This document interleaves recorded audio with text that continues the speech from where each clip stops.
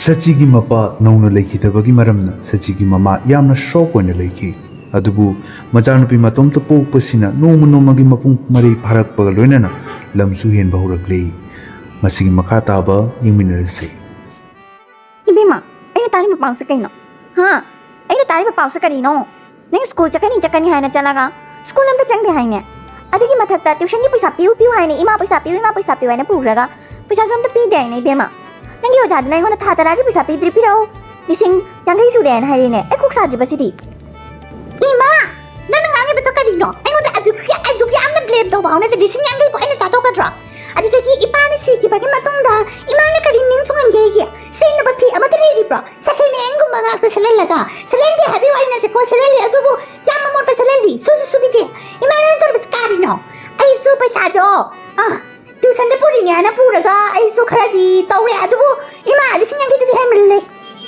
adu kai doni aina paisa se singadro aina nangon pi ba paisa mayam da yam ko mo jada am ko pi na sanaga dra da ibema nang tawri bas karino aina yam kok sari ai nang bu yok pangam la roi nang se kai orphanage ta thagru sira khang dine ma pali ta ma cha dauna tawre ne nang di ai busu thalo ki ba ipa busu hado ki ba adu mathung de ima se nupa ano pura ga yum da pusal lagi sininya ima si yum se ok na bigi lai pham na te khang le na ima ai wanda wa he na nga ga la kan no kai nei be man nang ngang di ba se ha ai bu fattaba oktabi nupi thadage haibadudi adudi ai sung ya yaro ibema hangedana ai kwak jada khara chai adagi ju khara thai yaiduna ai ngona dumai na de blame tawganu ibema nangna puisa loi thokpane ai gi sana sana bagi pari singa gai sung pi banga moi nangna siri basana do jolaga pi gira pi ko nangi tuition ni nangna khangji nangna lari hoi tara ai gi ro nangi mangza bane nangna khangi na hangi di kutu bisa ni le mi ne ba nasidi ipa se le ki ta badagi ma se khon ga siam chawi e ha ba tauge ima nang tauge ngasi dagi ai ka dauge ngau tamo la chansla taline nuna male ramani ne ai taline he yumsi da ne ai ni atani khama ai ni atani ai mod ma tuni ne chali bani nang na kisna ya putte la chansla kari me khai do kari ma chin do hara seno ma chin do photi ne la chansla he anu patra sunangi namani ne adumai ngangano ai tali chamba tali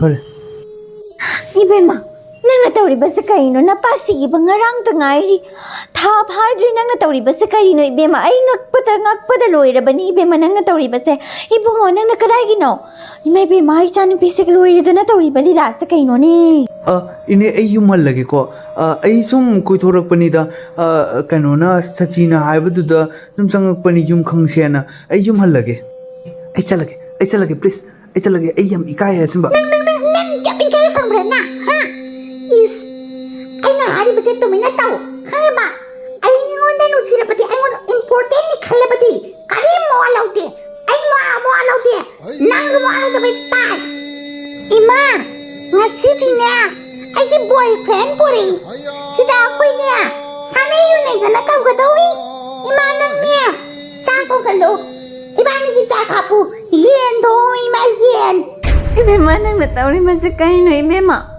moi pa bong kai no tauri ma se mo ma cha no pe ma jai be ma na tauri ba se bo ma nang na tauri ba se mo kai no moi pa bo na thang ye na na ibema ngasi na mukha nanu nang na pure ba se ibema ai ngak ta bangam dire ima tamina layo tamina isni ai gi ma na ya bi pe ma ta te tamo Baby, tao chẳng sao Ibema, kaya tao rin sibo Ibema, nang baki drabara ne Sibo, natro nang nataw rin sibo Ibema, kaya na tao rin ba sibo Ima, nga si di ok thong ba Kaya na, chak ok para chak po Kanino, nabisi na nga rin sibo kanino Ok kada dagi para doon no, ako di ok suloy tada na Ha? Hui chage nganu chage hameng chage hayu pigani ok tinga moi ok chaba ya roi jum siga sanga chaba ya roi ati roi chaba ya gani tadi ima mi chage no ai pe la mani ne ibema nang na purak banawa da chathong nang on de ke phai bi rakani charo pe na bacha jaro ai chale ko ai guda chagana Imay pima, kanano taunagi sumaina. Karamba nupi na taunagi sumaina. Nung nupa ama. Mana tauri pasajit si nupi ama chat pasajit raba. Pamja kidre he ay di pamja kidre. Ying badan nuay taba ibe ma nang na tauri basa kanino. Tamo.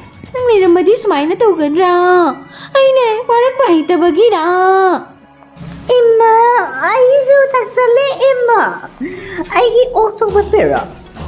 Ibe manang na tauri balila sa kaino nung iju taktana laktana ibe manang ay na wara pangamdre ko. Adagi nupa makhaga taudana nang nangaustan na ibe sa karino ibe ma. Ha? Namana ju takpira bo ibe bada. Namana takli ba botol duga hurana nung tigidaron de na kali nang naputuiro nang. Emma nang aizu karin kya ta nama aizu ka thaura. Tharagi ma. Sachi, nang tauri basa karino. Ha? Ay lang mo ngasi mo chaw na ba yung nagpada.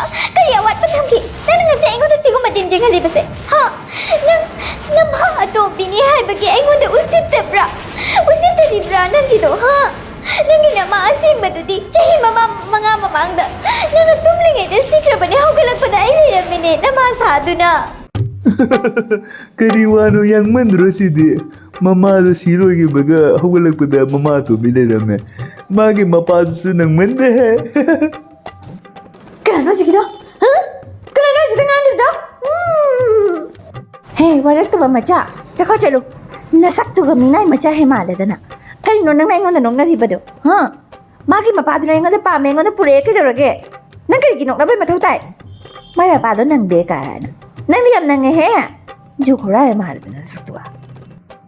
Ine awaro bigano please don't mind.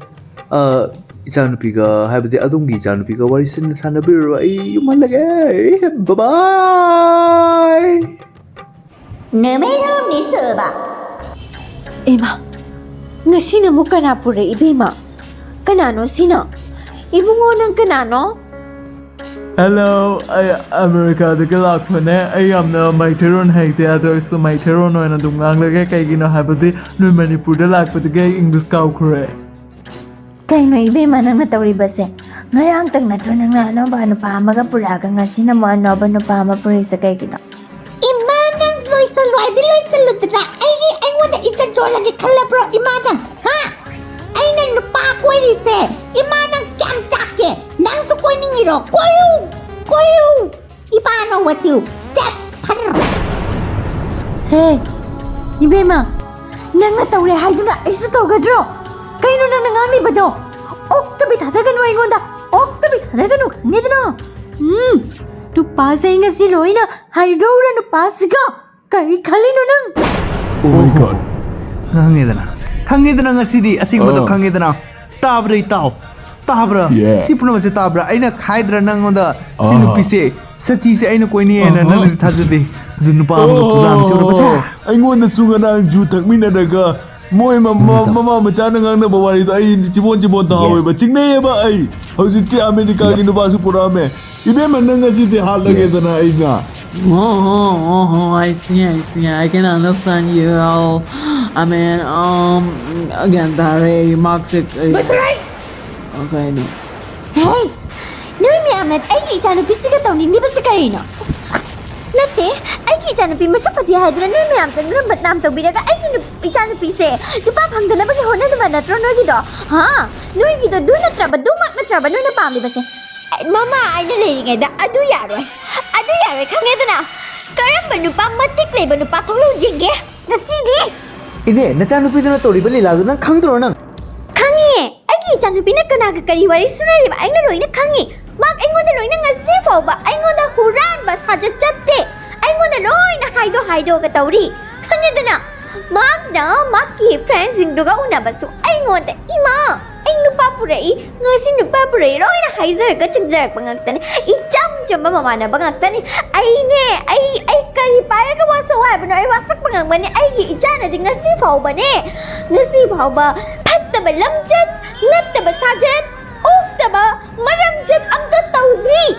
Khangedana. Ay ichada noy na taina basung ja he jaroy. Khangedana.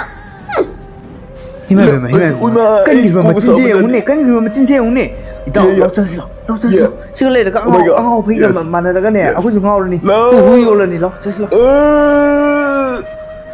ꯆꯠꯈꯤꯕ ꯌꯥꯔꯣꯏ ꯉꯥꯏꯈꯣ ꯋꯥꯔꯤ ꯂꯣꯏꯗ꯭ꯔꯦ ꯉꯥꯏꯈꯣ ꯅꯣꯏꯕꯨ 이마 이마 ꯉꯥꯏꯈꯣ ꯂꯩꯁꯂꯣ 이마 ꯆꯠꯈ꯭ꯔꯦ ꯈꯥꯕꯔꯅ 이마 ꯑꯩ ꯁꯤꯕ ꯇꯥꯔꯦ ꯂꯩꯁꯂꯣ 이마 ꯅꯨꯄꯥꯗꯣ ꯀꯣꯏꯔꯝꯗꯥꯏꯗ ꯑꯩꯅ ꯍꯥꯏꯗ꯭ꯔꯣ 이ꯕꯦꯝꯃ ꯅꯪ ꯀꯩꯅꯣ ꯇꯧꯔꯤꯗꯣ ꯍꯥꯏꯅ ꯇꯥꯗꯅ ꯉꯩ ꯄꯨꯔꯛꯄ ꯇꯥꯏ ꯃꯌꯥꯝ ꯑꯃ ngasi aisi yauna wahalla abase ai yaramdradi nang ngasi siroidariba nupa mayam na hatukhrane hai bai beba nang ma tuk tare tongna kakhrane hai benang bo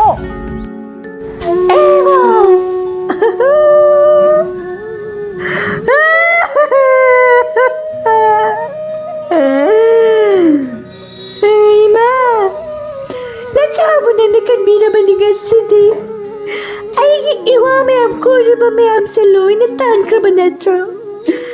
Iwa laitre ka na amata. Ima na bukan mire. Asina ay harawri tamoy say.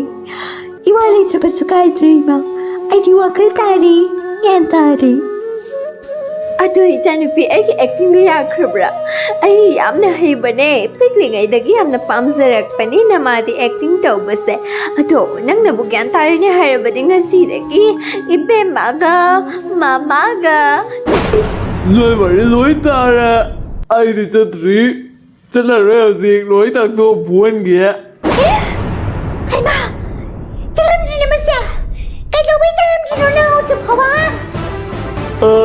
Ai cái phải nhưng mà tầm giàu rồi à rồi đấy.